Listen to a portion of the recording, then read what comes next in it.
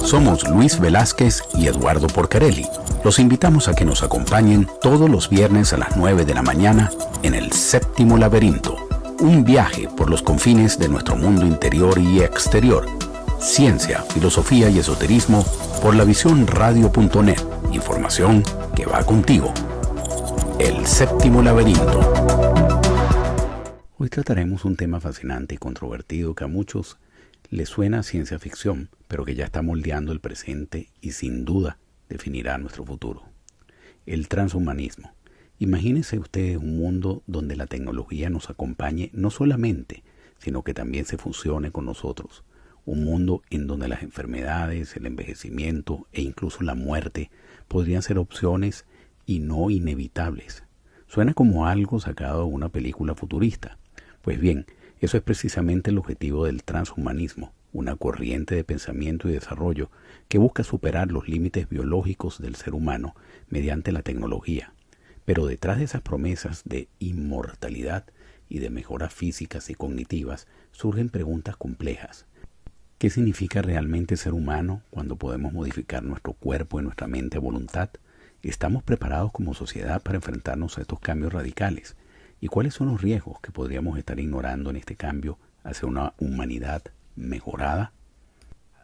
Para hablar de todo esto tenemos el honor de contar hoy con el profesor Antonio Diegues, autor del libro Transhumanismo, que nos ayudará a desentrañar las luces y sombras de este fascinante movimiento. Antonio Diegues nació en Málaga, España, es un filósofo y epistemólogo español, doctor en filosofía por la Universidad de Málaga y catedrático de Lógica y Filosofía de la Ciencia en esa misma universidad. Sus áreas de investigación giran en torno a muchos temas, pero específicamente en lo que ha concluido en 2 libros, Transhumanismo y Cuerpos Inadecuados. Profesor en esta Universidad de Málaga y en otras universidades del extranjero. Bienvenido, profesor Antonio Diegues, un placer tenerlo en el Séptimo Laberinto.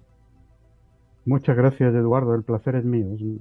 Estoy muy contento de estar aquí esta mañana con vosotros. Igualmente, profesor, bueno, para introducirnos en el tema, desde su punto de vista, ¿pudiera explicarnos brevemente qué es el transhumanismo y cuáles son sus principales objetivos? Bueno, la definición que ha dado al principio es buena. Es una corriente de pensamiento, tiene derivaciones de la filosofía, en el arte, en la literatura, en la religión incluso, y hasta en la ciencia, porque muchos científicos empiezan a asumir.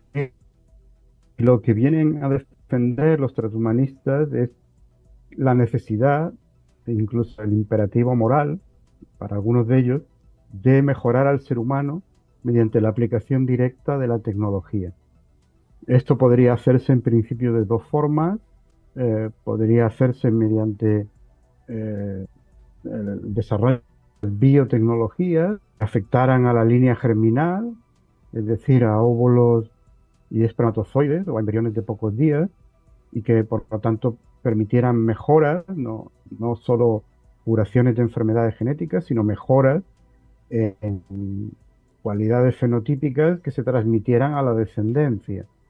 Y por otro lado, estaría la posibilidad de ir integrándonos cada vez más con las máquinas, el inicio de la ciborgización del ser humano, primero mediante interfaces cerebro-máquina o mediante prótesis biónicas, y en un estadio más desarrollado los transhumanistas lo que aspiran es a poder volcar incluso nuestra mente en una máquina para conseguir de esta forma una especie de inmortalidad electrónica, podríamos decir, ¿no? De inmortalidad cibernética.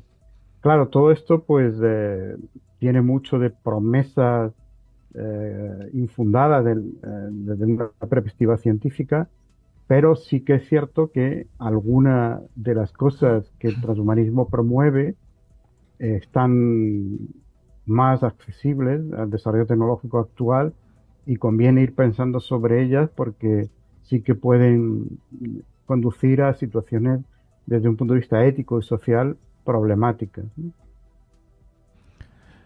Buenos días, profesor Diegues. Buenos Un días. placer, un honor tenerlo acá. Le quiero decir en primer lugar que su libro me encantó.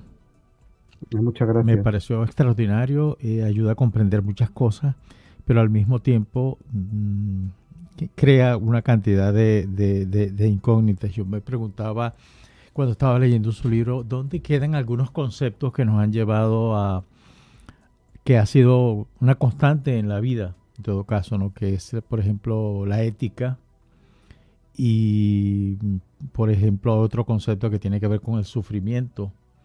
Y la otra duda que se me creó, y no me lo creó el libro. Bueno, sí, digamos que sí.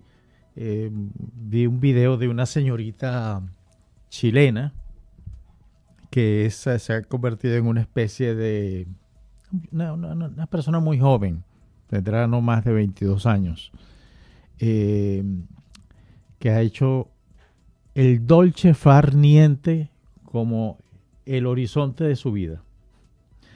Entonces, ¿cómo encaja el transhumanismo en esta gente cuando no quiere? Yo me preguntaba durante la lectura cómo hacer realidad esto cuando el mundo tiene tantos baches culturales, tantos Mm, baches éticos y morales. No, y Luis, si me permites ¿Cómo también, no? Claro.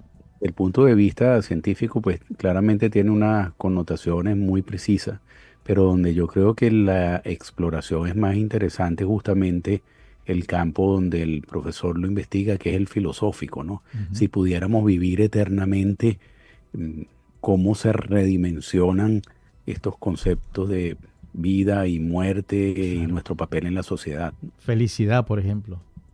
ujú. Bueno, hay que pensar que en el fondo la tecnología siempre ha tenido el objetivo de conducir a un mayor bienestar del ser humano. Esto es algo en lo que insiste mucho, por ejemplo, el filósofo español José Ortega y Gasset, ¿no? Y ese bienestar es algo bueno que a lo que aspiramos y en el fondo una vida auténticamente humana necesita de esas necesidades que la tecnología satisface y que podríamos considerar como superfluas, ¿no? Pero que son las que conducen al auténtico bienestar y a la posibilidad de crear un proyecto vital propio, ¿no? Por lo tanto, ahí no hay nada malo en principio, claro. Es un objetivo de la tecnología. Las cosas se complican cuando el desarrollo tecnológico empieza a plantear desafíos éticos, como señalaba Luis, ¿no? Es decir, cuando ese desarrollo tecnológico pues empieza a afectar a cuestiones fundamentales en lo que consideramos una vida digna o en lo que consideramos un trato correcto para otros seres humanos o incluso hacia nosotros mismos, ¿no? Esas preguntas de tipo ético no son fáciles de responder, suelen ser siempre complejas, ¿no? Y además, las respuestas muchas veces están influidas por creencias religiosas o ideológicas, ¿no? Por eso el debate filosófico en estas cuestiones es importante porque lo que tratan los filósofos al fin y al cabo es de mostrar cuáles son las mejores razones para defender ciertas posiciones éticas con independencia de las convicciones religiosas o ideológicas que podamos tener, ¿no? Y claro, siempre con la conciencia de los límites de todo esto, porque al final valores absolutos que podamos establecer de una forma unánime. Esto tiene que ser siempre el resultado de conversaciones, de debates, de diálogo y en el fondo de lo que un filósofo al que yo leo siempre con mucho gusto porque me influyen bastante sus ideas, que es Philip Kitcher, ha llamado el proyecto moral, ¿no? Es decir, la idea de que la ética es algo que vamos construyendo sobre la base de nuestra propia condición biológica, claro está, no es algo puramente subjetivo ni algo puramente construido por la sociedad, pero sí que tiene un componente de creatividad y de prueba que necesariamente tiene que estar sometido a un debate democrático. Dicho de otra manera, todos estos desafíos tecnológicos como por ejemplo si es legítimo o no manipular genéticamente a un ser humano con vistas a su mejora, son cuestiones para las que no hay clichés que ofrezcan respuestas fáciles. Son cosas que hay que debatir y sobre las que hay que llegar a consensos, ¿no? Profesor, el concepto de transhumanismo a menudo se asocia con una mejora tecnológica del ser humano. ¿Hasta qué punto cree usted que esas mejoras cambiarán lo que significa ser humano en términos filosóficos y éticos? Bueno, habrá que ver qué es lo que se puede conseguir tecnológicamente en los próximos años, ¿no?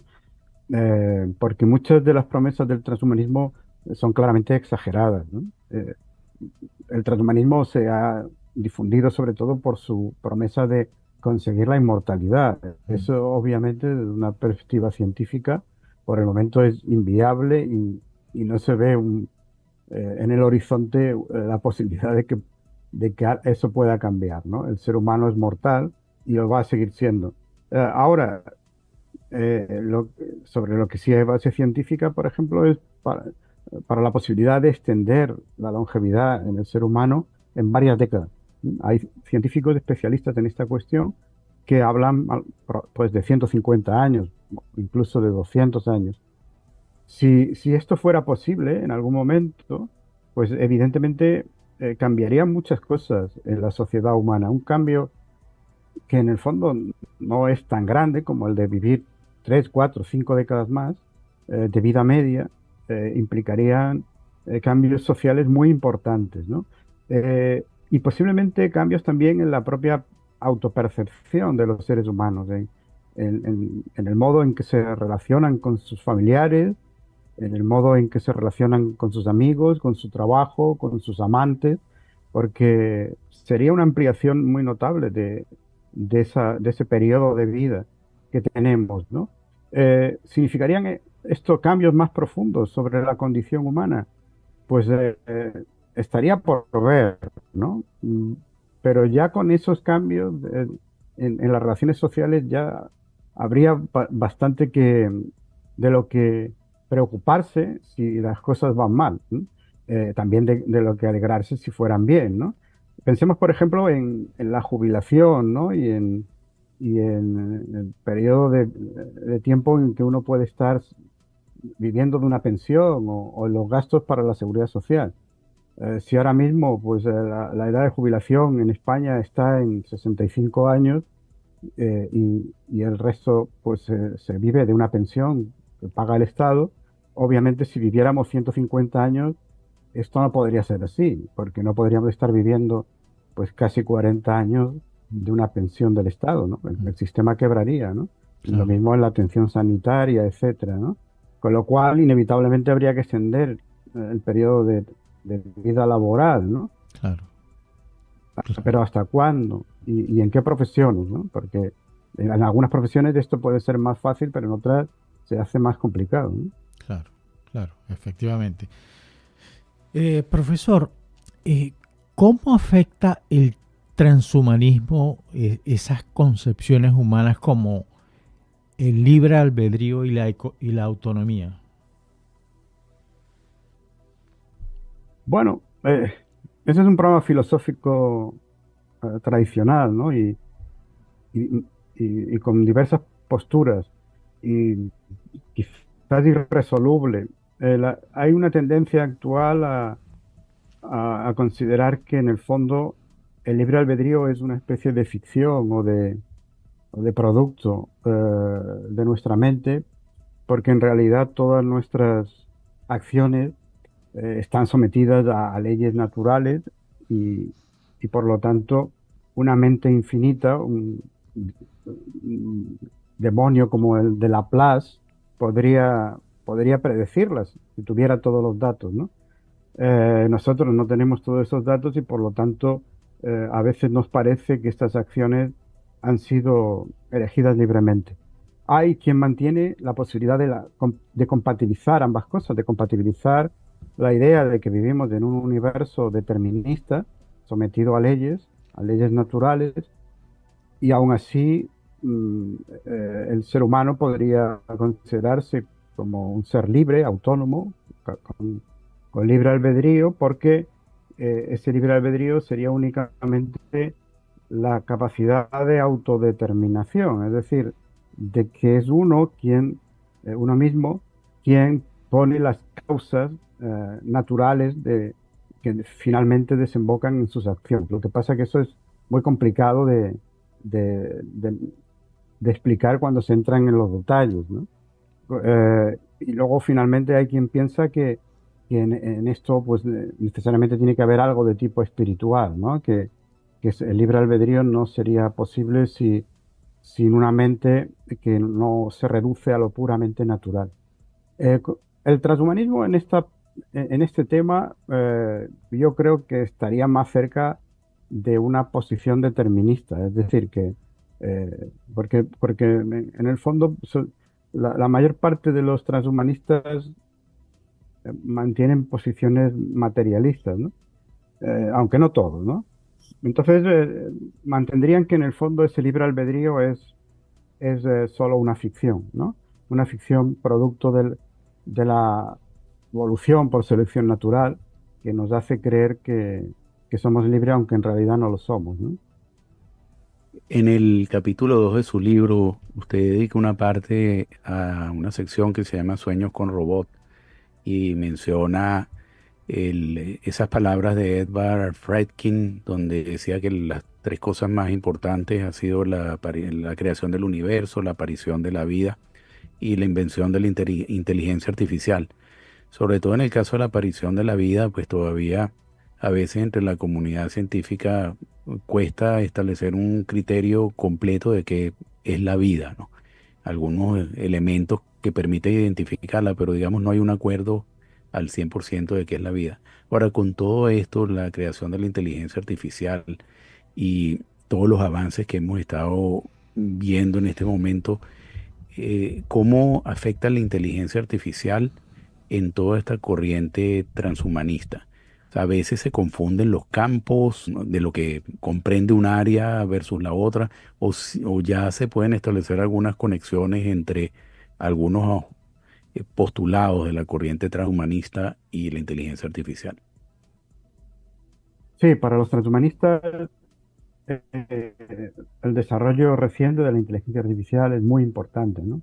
Muy importante, es una de las claves de sus planteamientos. Hay una, Hay un sector que está más volcado o más inclinado hacia la biotecnología y por lo Ujú. tanto confía más, por el momento al menos, en, en los nuevos medicamentos que pueden desarrollarse en los próximos años, con medicamentos potenciadores, ya tenemos algunos, ¿no? En fin, la Viagra es un ejemplo, ¿no? Pero hay medicamentos potenciadores también de la atención o, o de la capacidad para desarrollar fuerza muscular, etcétera, etcétera, ¿no? Y ellos confían en que vamos a tener muchos más medicamentos de este tipo en los próximos años, ¿no? Y sobre todo en lo que confía este sector más inclinado hacia lo biológico es en lo que comentábamos antes, ¿no? En la posibilidad de eh, modificar genéticamente embriones humanos para conseguir darles cualidades que los padres consideren especialmente deseables, ¿no? Mayor inteligencia, mayor longevidad, mayor resistencia a enfermedades, etcétera, ¿no? Lo que ya se denomina bebés a la carta, ¿no? Sí. Esta posibilidad todavía es ciencia ficción, pero en algunas cosas concretas sí que se pueden empezar a ver. Normalmente, eh, por razones terapéuticas, empezará a poder aplicar estas tecnologías cuando sean más seguras, pero una vez que se apliquen por razones terapéuticas, pues ya va a ser difícil que no se apliquen también con el objetivo de mejorar a esos bebés, ¿no? Pero hay un sector del transhumanismo, y quizás es el más conocido a través de los medios de comunicación, que está especialmente fascinado por los desarrollos de la inteligencia artificial, ¿no? Eh, digamos, el sector que que toma el camino del cyborg, ¿no? De la unión con la máquina como el más prometedor para conseguir una nueva especie, no ya un ser humano mejorado, porque eso sería modesto para ellos, sino una nueva especie heredera de la nuestra, pero en la que ya la tecnología estuviera completamente integrada, ¿no? Ellos están convencidos, por ejemplo, de que pronto tendremos inteligencia artificial general, cosa que todavía no tenemos, es decir, sistemas de inteligencia artificial con la capacidad de la del ser humano, capaz de resolver cualquier tipo de problema y no solo problemas muy específicos. Y una vez que lleguemos a ese nivel, pues muy pronto se tendría superinteligencia artificial, es decir, una, sistemas de inteligencia artificial general con una capacidad muy superior a la humana.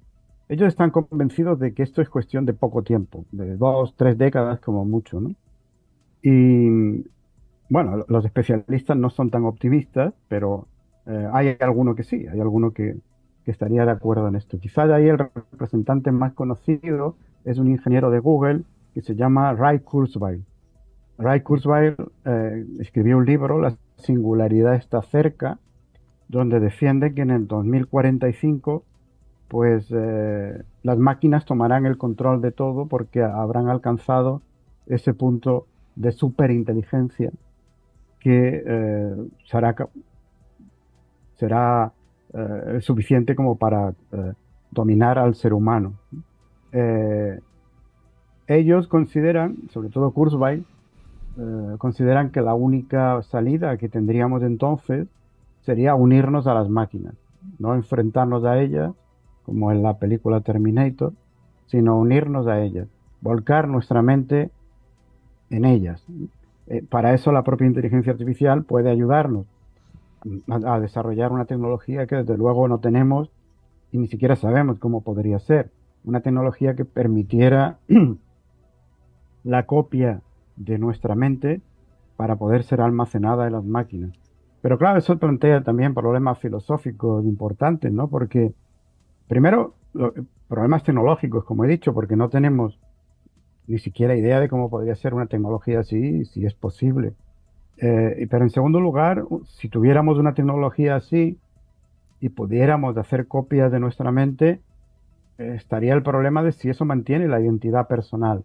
Porque si puedo hacer una copia de mi mente, puedo hacer varias. Claro. Y si puedo hacer varias, ¿cuál de ellas soy realmente yo? Sí. ¿Significa que he dividido mi yo en partes o que todas son yo de alguna manera? O significa simplemente que se ha perdido mi identidad personal, que pueden quedar mis recuerdos, pueden quedar incluso mis convicciones filosóficas o políticas almacenadas en una máquina, pero aquello ya no soy yo, es otra cosa, ¿no? Por lo tanto, equivaldría a mi muerte, ¿no? Eso es lo que señalan algunos críticos, ¿no? Que volcar la mente en una máquina no sería una forma de conseguir la inmortalidad, sino que sería una forma de morir, ¿no? Es decir, que todo eso es, por el momento, ciencia ficción, pero para una buena parte de los transhumanistas es un objetivo muy deseable y además están convencidos de que llegará pronto. Kurzweil señala esta fecha que he mencionado, 2045. Sí. Profesor, yo tengo dos preguntas acá. Una que es de una persona que lo está escuchando desde Santiago de Chile, y es el abogado Ana Constati, y una mía. Lo que le pregunta la abogado es ¿cómo se puede asegurar que estos desarrollos tecnológicos beneficien a la comunidad en su conjunto y no solo a un grupo privilegiado? Ella está pensando en la igualdad social, en el acceso equitativo, etcétera, etcétera, ¿no? Y la otra mía es, y que tiene que ver, estoy muy influenciado por una tragedia de un amigo común con Eduardo, que está en su lecho de muerte en estos momentos, y ayer conversé largamente con él y me dijo: ya yo hice todo lo que tenía que hacer, cumplí con mi labor, personal, profesional, mis hijos están bien, yo envejecí. ¿Para qué quiero vivir yo 1000 años? Ujú. Sí, sí, sí. Eso es una cuestión profunda e interesante, ¿no? Vayamos a la primera, la pregunta, ¿no? de nuestro de nuestra oyente. Eh, Esa es la crítica más extendida que se ha hecho al transhumanismo, ¿no? Y yo la comparto. Eh, el transhumanismo eh, quiere mejorar al ser humano, pero para hacerlo debe recurrir a tecnologías muy sofisticadas y muy caras, ¿sí? Sobre todo en el caso, por ejemplo, de la ingeniería genética, pues cualquier tipo de, hoy día lo vemos con las terapias génicas, ¿no? Que se utilizan, ¿no? Son enormemente costosas, ¿no? Y si algún día se pudiera aplicar estas técnicas a la mejora de embriones, pues serían igualmente muy caras, ¿no? Lo cual significa que estas mejoras estarían solo al alcance de los más ricos, ¿no? Un poco como en la película Gattaca, ¿no? En la Sí. que hay una sociedad dual en la que la élite poderosa pues puede mejorarse genéticamente, pero luego pues están las personas que no se han mejorado genéticamente y que quedan subordinadas o desplazadas por completo de la sociedad.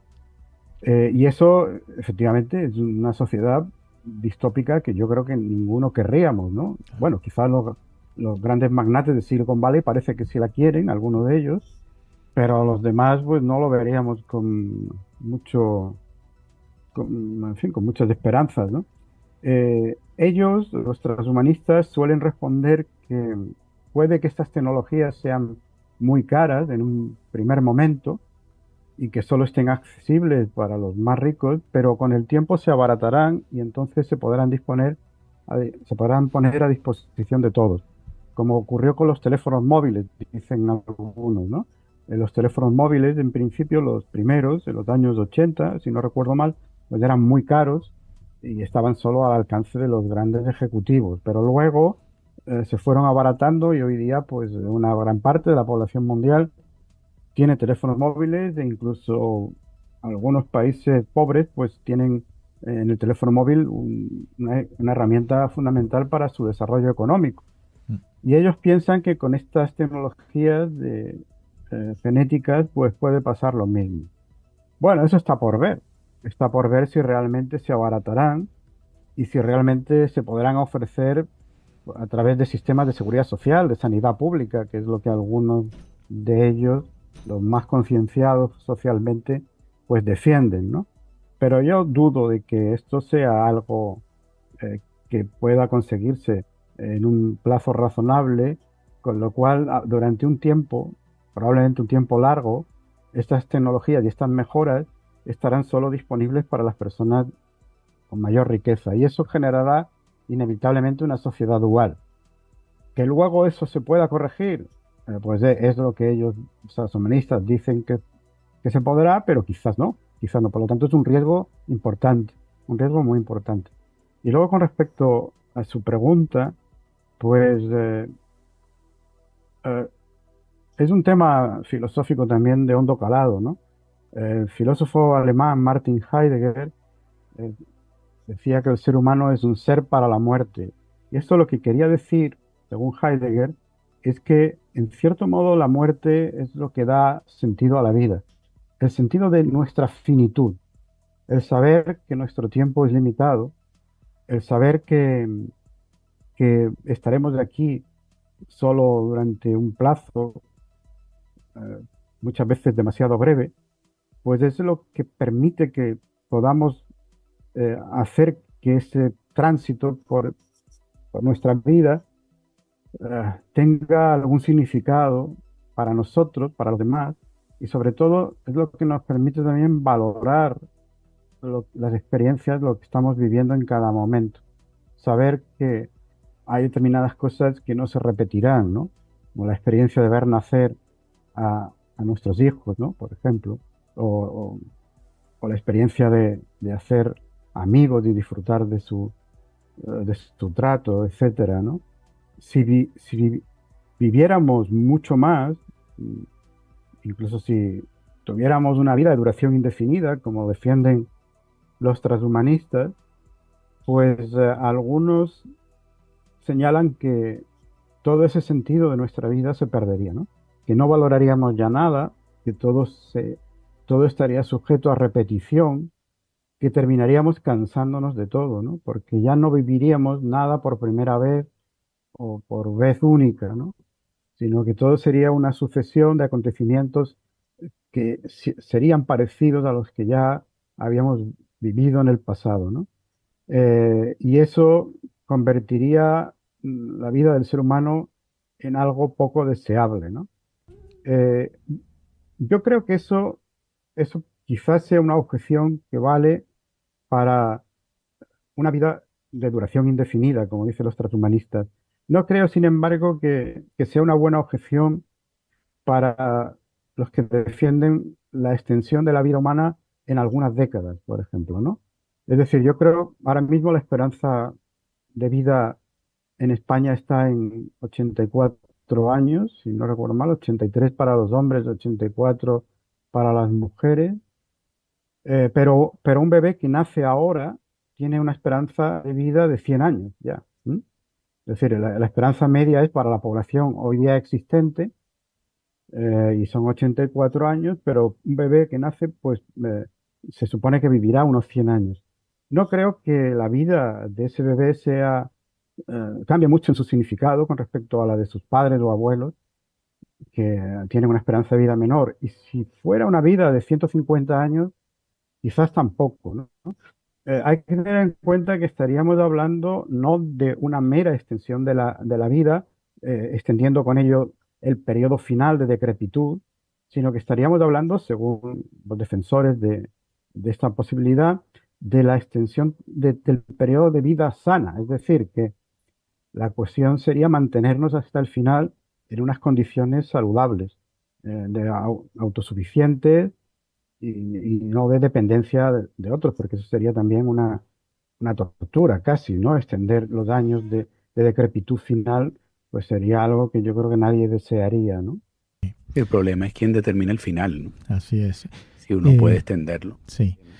Profesor, yo hace algún tiempo leí un libro de Paul Davies, científico norteamericano, digamos un científico duro, y él en uno de sus libros, Un silencio inquietante, sobre la búsqueda de inteligencias extraterrestres, él le dedica un capítulo de alguna manera a este tema, porque él decía, quizás una sociedad que tenga muchísimos años de evolución más allá de la nuestra, dejan ya su envoltura biológica y quizás reposan en una envoltura robótica.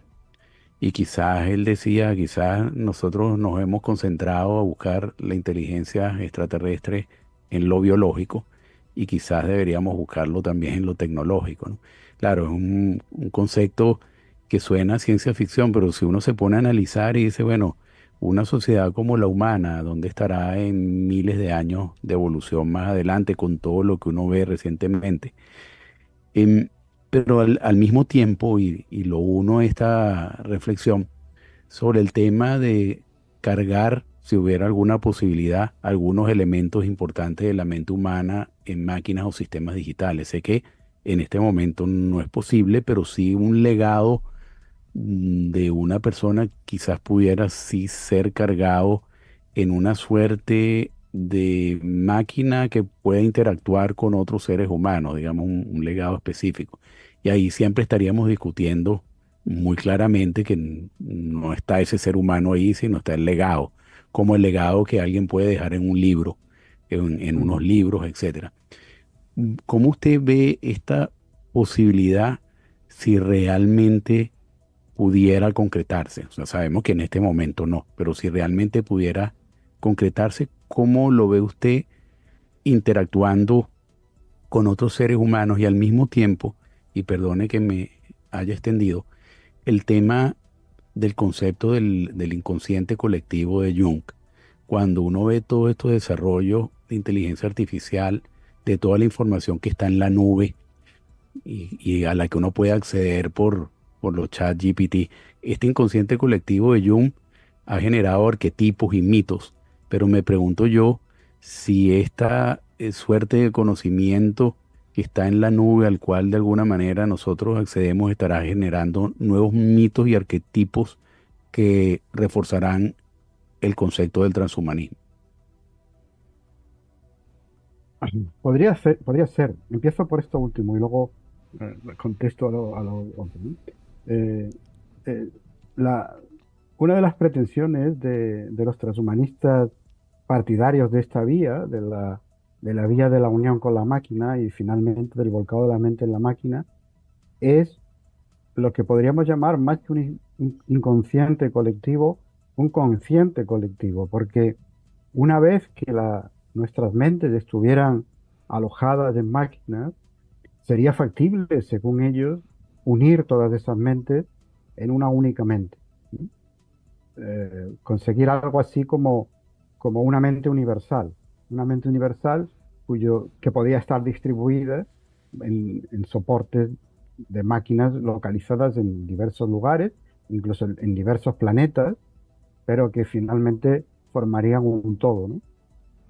Algo así como lo que en la religión católica se llamó la comunión de los santos, podríamos decir, ¿no? La comunión espiritual de todos los seres humanos, solo que esta vez bajo el control y el soporte de las máquinas inteligentes, que en este sentido serían aliadas nuestras, ¿no? Y ahora voy a la primera parte de la pregunta. Yo, sin embargo, soy muy escéptico con respecto a esas posibilidades, al menos en lo que podemos decir desde la perspectiva de la ciencia y la tecnología actual, ¿no? Incluso desde la filosofía actual. No podemos prever lo que será la tecnología dentro de 1000 años, ¿no? Ya, Claro. ya cuesta hoy día hacer predicciones para 10 o 20 años. Si sobrevivimos como especie y no nos autodestruimos, pues podríamos tener una tecnología mucho más sofisticada. O quizás no, porque, por ejemplo, mi colega de la Universidad de Distancia en Madrid, Jesús Zamora Bonilla, acaba de sacar un libro, Progreso ma non troppo, donde defiende que en el fondo el avance tecnológico y científico se está ralentizando y cabe la posibilidad de que estemos alcanzando unos ciertos límites muy difíciles de franquear. Es decir, que en el futuro la tecnología y la ciencia que tengamos se parezca mucho a la que ya tenemos y porque digamos que la ciencia y la tecnología mueren de éxito en ese sentido, han conseguido lo máximo que se podría conseguir. Pero supongamos que no, supongamos que hay una posibilidad de avance mucho mayor, ¿no? Entonces, claro, una tecnología mucho más poderosa que la que tenemos actualmente, quizás consiga cosas que hoy no, nos parecen sueños, como le podría parecer un sueño nuestra tecnología actual a alguien de hace 1000 años, ¿no? Pero yo subrayo siempre en esto la cuestión filosófica y tengo un artículo escrito sobre esto, sobre el volcado de la mente de una máquina y las dificultades que esto plantearía caso de que la tecnología estuviera disponible alguna vez, desde el punto de vista de lo que significa la idea de volcar la mente. Si nos fijamos en el fondo, cuando pensamos en esta idea de volcar la mente en una máquina, estamos presuponiendo que nuestra mente es algo radicalmente diferente de nuestro cuerpo, que nuestro cuerpo biológico no tiene ninguna importancia para lo que es nuestra mente y para lo que somos nosotros, y que se puede separar sin ningún problema y seguir funcionando igual en otro soporte, aunque ya no fuera un soporte biológico, sino un soporte mecánico. Pero eso es muy discutible, todo eso es muy discutible. Quizás una persona creyente lo puede asumir con más facilidad porque cree que nuestra mente en el fondo es el producto de un alma inmortal y que esa alma inmortal sobrevive a la muerte del cuerpo biológico. Pero para una persona que no crea esto, para un aristotélico, por ejemplo, o para un materialista, nuestra mente es el producto de un cerebro biológico. Y sin ese soporte, pues mm, no hay mente. ¿Podría, sin embargo, un cerebro artificial, un cerebro a base de silicio, tener los mismos procesos mentales que nosotros? Bueno, supongamos que sí, supongamos que alguna vez conseguimos máquinas tan sofisticadas que son capaces de replicar por completo todo lo que nuestro cerebro puede hacer, todo. Eh, el, eh, el hecho de trasladar nuestros recuerdos, nuestras ideas, nuestras convicciones a esa máquina no asegura que el resultado sigamos siendo nosotros, sino que puede ser otra cosa muy diferente. Porque nosotros nos relacionamos con el mundo, por ejemplo, a través de este cuerpo biológico. Mm. Y es a través de ese cuerpo biológico como, por ejemplo, experimentamos el olor de una flor o la sensación de tocar una superficie suave, como la piel de nuestro compañero o compañera, o, o las sensaciones de una buena comida o de un buen vino, etcétera. Eso solo sería reproducible de forma artificial, simulada en una máquina, no de forma real. Claro. Por ejemplo, el sexo solo podría ser virtual, por decir, por poner un ejemplo muy claro, ¿no? Entonces, ¿seguiría siendo eso una vida humana o sería ya otra cosa? Y sobre todo, ¿sería nuestra vida, se mantendría esa continuidad del yo?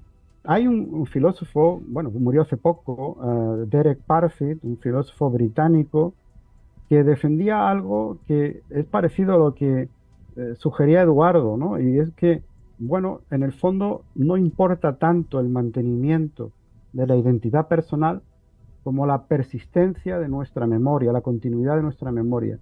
Es decir, si nuestros procesos mentales se mantienen sin ruptura, aunque el resultado final del volcado de la mente ya no tenga conciencia de ser yo mismo, pues eso sería suficiente. Pero yo creo que la mayoría de los seres humanos no lo verían así, creo, ¿eh? Es una suposición. Creo que la mayoría querríamos, no consideraríamos que aquello es una supervivencia auténtica si no se mantiene esa conciencia personal, ¿no?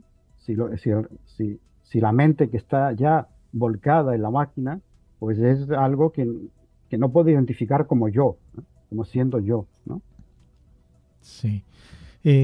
Profesor, yo tengo una pregunta y además un comentario al final sobre lo que usted acaba de decir. La pregunta la hace otra vez el abogado Ana Constanti, que dice, en el marco de este desarrollo tecnológico, ¿dónde quedan los valores y los derechos humanos? Y Esto es fundamental. Sí, y mi comentario Es es fundamental. básicamente lo siguiente. También vi en otro video, porque realmente su libro me llevó a buscar, a investigar, a ver cosas. Y una entrevista que le hacen a un robot, una máquina, supuestamente una dama robot, le preguntan, ¿tú puedes sentir tristeza, alegría? Y ella le respondió, puedo entender eso, mas no lo puedo sentir. Pues sí, estoy de acuerdo en las dos cosas. La cuestión de los valores y de los derechos humanos es fundamental. Es fundamental porque el desarrollo tecnológico tiene que estar sometido siempre a un control ético y, por supuesto, a una defensa de los efectos que puede tener este desarrollo tecnológico, es decir, a impedir que estos desarrollos tecnológicos puedan conducir a un deterioro en la defensa de los derechos humanos, por ejemplo, ¿no? Esto es algo muy claro en una disciplina que está ya bastante desarrollada, que es la bioética, pero quizás no está tan claro todavía en lo que se refiere a los temas relacionados con la inteligencia artificial y con el uso de máquinas inteligentes, de sistemas inteligentes, porque ahí todavía no hay una disciplina, podríamos llamarla una ética de las máquinas o una tecnoética igualmente desarrollada, aunque ahora empiezan a aparecer libros muy buenos y muy importantes sobre esta cuestión. A mí me gustan en particular dos filósofos que se dedican a estos temas, que son Mark Kokelberg, que tiene ya varios libros traducidos al español, y uno de ellos sobre ética de la inteligencia artificial, donde todas estas cuestiones se plantean de una forma muy clara y muy lúcida. Y el otro es Luciano Floridi, del que van a traducir ahora, en unos meses, su libro Ética de la inteligencia artificial. Entonces, yo creo que ahí en estos libros se analizan muy bien estas cuestiones, pero tenemos que ser muy conscientes siempre de que, primero, el control tecnológico es posible. Es falsa esa idea de que la tecnología es incontrolable, de que ya tiene su propia marcha, su propia lógica, de que el ser humano ya poco puede hacer, de que todo esto va a ocurrir, digamos lo que digamos, etcétera, etcétera. Si asumimos de esa idea, efectivamente la tecnología quedará fuera de control, lo que es tanto como decir que quedará en manos de los grandes directivos de las grandes empresas de Silicon Valley y de otros ámbitos, como en China, ¿no? Serán ellos los que controlen la tecnología, pero deberíamos intentar que no fuera así, ¿eh? La tecnología es controlable y podemos intentar someterla a nuestros criterios éticos, a nuestros valores y desde un punto de vista de los derechos humanos, pues a impedir que ese desarrollo atropelle esos derechos humanos, ¿no? Y se me ha olvidado la pregunta que hacía Luis, la cuestión que planteaba. Eh, Eh, la Una se- era derechos humanos s- y no recuerdo Disculpen, pero sí, Se me ha ido también. a mí se me la segunda. fue. Bueno, yo aprovecho, tengo una pregunta de un oyente de Perú y quiero hacer una pregunta yo. Este oyente nos pregunta qué papel deberían tener los gobiernos y las instituciones internacionales en la regulación del desarrollo transhumanista. Y la mía tiene que ver con el tema del transhumanismo, está muy ligado al significado de la vida. Pero hay filósofos como Bernardo Kastrup, a mí me gusta mucho, de origen brasileño, holandés. Él dice que él trata de establecer puentes entre el materialismo y la espiritualidad, pero inclusive él dice que él no sabe si nosotros estamos en capacidad de poder definir o conceptualizar un significado de la vida. Y estando ligado esto entonces con el transhumanismo, le pregunto, ¿cómo cree usted que el transhumanismo cambiará nuestras concepciones tradicionales de mente y alma en las diferentes religiones y filosofías? ¿Qué opina Importante. usted de esa visión histórica del movimiento en el cual ven que el transhumanismo es una continuidad del proyecto ilustrado de una mejora del ser humano? Pero me perdonas, Eduardo, quisiera agregarle un comentario para cubrir ese vacío. La verdad es que se me fue. Concentrándome en lo que el profesor estaba expresando. Hay una experiencia importante en Japón que sucedió en 1900, en el 2018 exactamente, creo, 2018 por ahí. Una elección local de una provincia. Uno de los tres candidatos fue un robot, Michiko Mifume. Mm. Ese robot llegó en tercer lugar.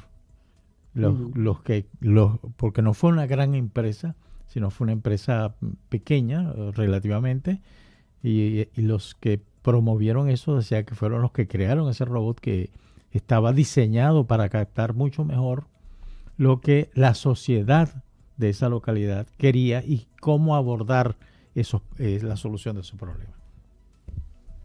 Sí, ese caso planteó una discusión interesante. Eh, a- Muchas veces nos distraen acerca de los problemas de la tecnología con escenarios distópicos pero poco probables, como un final tipo Terminator o el de la singularidad, ¿no? El escenario en que las máquinas toman el control de todo y la superinteligencia pues ya pues sustituye al ser humano como, digamos, poseedora de este planeta, ¿no? En cambio, hay peligros más reales que deberíamos tomarnos en serio. Y uno, por ejemplo, es el que muestra este caso, ¿no? Eh, Hay muchas personas, y hay encuestas que así lo muestran, que consideran que la inteligencia artificial podría gobernarnos mejor que los políticos, ¿no? Ujú. Yo lo Que, creo. si dejáramos el control de la política, sobre todo de la política que tiene que ver con la gestión económica y con, en fin, procesos así más rutinizados, podríamos decir, pues lo haría mucho mejor que los seres humanos, ¿no? Bueno, es posible, pero alguien le ha puesto ya nombre a esto, la algocracia, ¿no? El gobierno del algoritmo, ¿no? El gobierno de los algoritmos. Pero todos estamos viendo cómo los algoritmos tienen grandes limitaciones. De las redes sociales lo vemos, ¿no? Cómo nos censuran publicaciones porque dicen violar normas de la comunidad cuando en realidad es un grave error del algoritmo, porque no hay nada en esa publicación que pueda ser, digamos, problemático. Sencillamente el algoritmo se ha confundido. Eso por un lado, los algoritmos no son perfectos y pueden tener fallos, pero luego habría que plantearse qué significaría para la educación democrática de un país el que las decisiones las tomaran por nosotros las máquinas, ¿no? Porque los algoritmos toman decisiones basándose en lo que han aprendido de nuestras decisiones en el pasado. ¿Sí? Ven el registro de nuestras decisiones en el pasado y entonces pues toman las decisiones en función de lo que han aprendido en esa base de datos. ¿Sí? Pero claro, eso significa que no habría posibilidad de una auténtica innovación social, que no podríamos, por ejemplo, corregir prejuicios, ¿no? Si el algoritmo estudiara lo que el ser humano decidía hace 100 años, por ejemplo, sería un algoritmo machista y racista. Y hoy día intentamos superar al menos ese tipo de planteamientos porque el ser humano es capaz de ir innovando socialmente y de ir mejorando lo que antes llamábamos el proyecto ético, ¿no? De ir mejorando las decisiones que tomamos para conseguir una justicia cada vez mayor y un bienestar cada vez mayor, ¿no? No está nada claro que las máquinas pudieran hacer eso, con lo cual podrían conducir a un estancamiento social, más que a una gestión auténticamente eficiente, ¿no? Pero luego además, la idea de democracia en sí misma es una idea valiosa, ¿no? Y la democracia en el fondo es que los fines que queremos perseguir los decidimos entre todos. Que aquello que consideramos deseable debe ser sometido a la discusión pública, como decíamos antes, e intentar lograr un consenso. Eso no lo puede hacer no lo puede hacer la máquina. Y eso me trae a la memoria la pregunta que había hecho Luis antes y que ahora me gustaría responder porque creo que es pertinente también. Lo de los sentimientos y las máquinas. ¿Eh? Si las máquinas pueden llegar a sentir, llegar a tener emociones, llegar a sentir dolor o llegar a sentir tristeza o llegar a sentir amor. ¿Sí?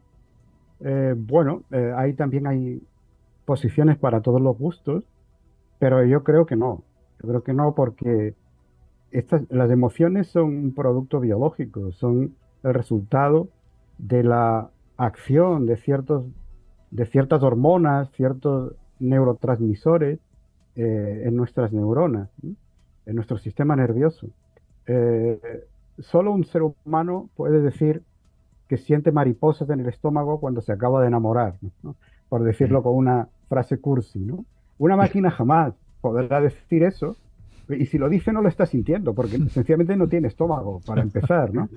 Entonces, las máquinas sí podrán simular sentimientos, eso sí, eso es perfectamente posible y se está trabajando en ello.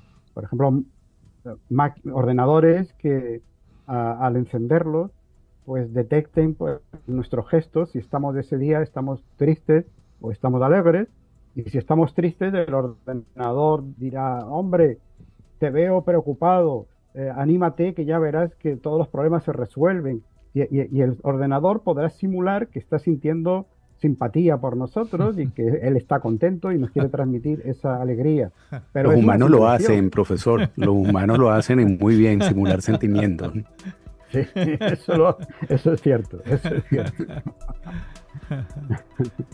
Profesor, Pero en fin, hay un filósofo, John Searle, que mantiene esta idea, ¿no? Que la conciencia, por ejemplo, y los sentimientos son productos de organismos biológicos y que no los podrán tener las máquinas, ¿no?